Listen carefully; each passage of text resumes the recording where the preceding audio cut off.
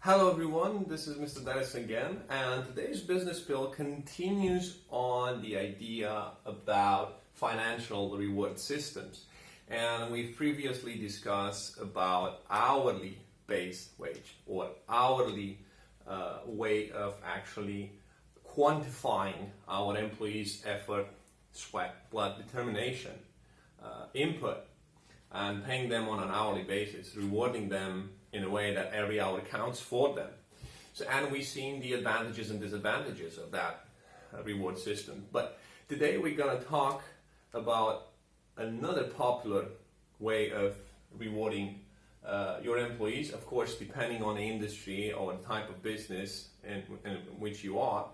But one that is very tightly linked to the hourly based one. So I would like to discuss today about piece rate.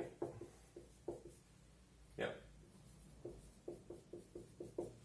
What does it mean? What does it have in common with the hourly base rate? So it means that, again, we do have a negotiated, commonly agreed, let's say, I would like to think a win-win situation in which we establish a tariff with the employee. Yeah, we have the tariff. But this time is not dependent on the number of hours, but this time is dependent on the number of items they actually manage to assemble or deliver or finish or put together, however you want to call it. Yeah, so for the sake of this exercise, we're going to take a car. That actually makes it easier for us to understand. Yeah? So, if you manage to do 50 cars, this means you would be entitled over that week at a wage of 500 pounds. Yeah? So this is, again, dynamic. This, again, gives the possibility to an employee to actually increase their income from every month, depending on how much they actually produce. Yeah. So let's talk then in terms of advantages and disadvantages of actually applying such a reward system.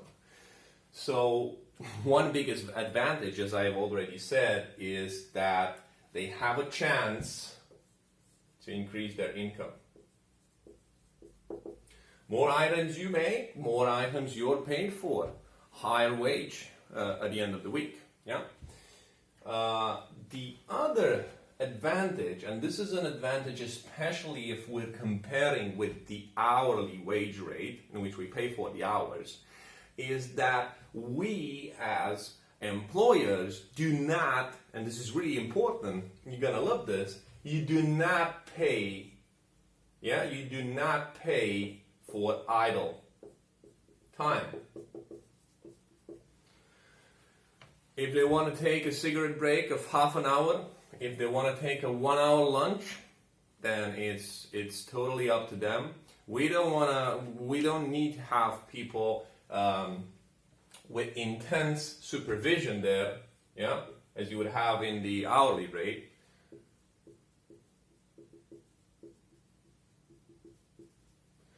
No need for it, yeah, because at the end of the day, they get paid by the amount of items that they're actually put together, assemble, finish, finalize, however you want to call it, yeah. So as an employer, you don't pay for the idle time. And another advantage that I've seen, and this actually helps motivate employees because it helps them label themselves as being inefficient or efficient. So it helps with determining easier who is efficient. Okay? So if you have 8 hours, you need to assemble 10 cars. that's the threshold that we set as being efficient, and you see employees getting over there at that threshold, you can actually realize that they're efficient because they got there. And in fact, if they overpass this threshold, and you get to see that he was supposed to do 10 cars, but he did 11 or 12, you can clearly see who is efficient, much more efficient and determined over there. And he will have such a morale boost and feel very well, because these discussions are with the entire crew, so the entire staff. So you would say, well, John did 12 cars, although he was supposed to do 10, he did 12. So in terms of efficiency, we can clearly see easier who is doing well and who is actually inefficient. Yeah. Now, in terms of disadvantages, the biggest disadvantage that I've seen here, but this usually happens not because you don't have supervision, because we said that supervision is less required. It's because of people being more focused on quantity than on quality. So the disadvantage would be that quality could suffer because people focus more on quantity, right? You get paid for the number of items that you manage to finalize.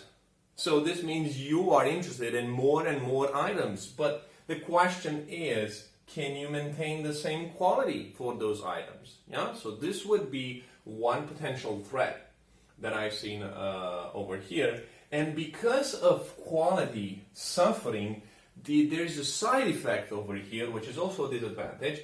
It increases the level of waste. You know? Well, you have big problems in productions if you have a high waste level, because that means you bought raw materials, you paid someone to transform those raw materials into fine product, and when the fine product comes out, surprise, surprise, the quality standards are not met, cannot be put on the market, you can't sell it for a discounted price, and you just have to throw it away. So that means you've thrown your own money away and potential profits just because the quality standard was sacrificed for quantity. And the third one, which is very common, especially since we discussed previously also about hourly based rate, yeah, it's again insecurity. And insecurity, by insecurity I mean, well, I'm talking about HOLS, yeah, holiday, and I'm talking about incapacity.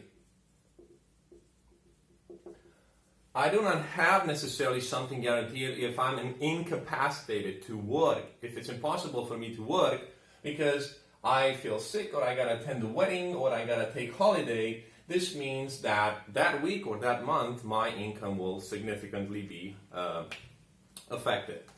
What I like the most about Piece Rate as a financial reward system, as from the employer perspective, is that you don't pay for idle time.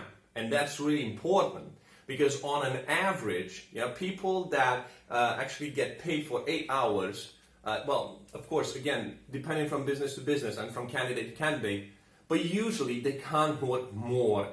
If we're talking about intense work and continuous work, they can't work more than 5.5 top 6 hours, and you pay them for 8, right? So you don't pay for idle time, and this is a huge gain, could be a huge gain for the business. From the employee perspective, what I like about this is that it is dynamic. It can give me a chance to shine and rise within the company if I manage to pass or overpass the certain thresholds in the production overset, as we said with that example of John delivering 12 cars instead of 10 as it was expected of him.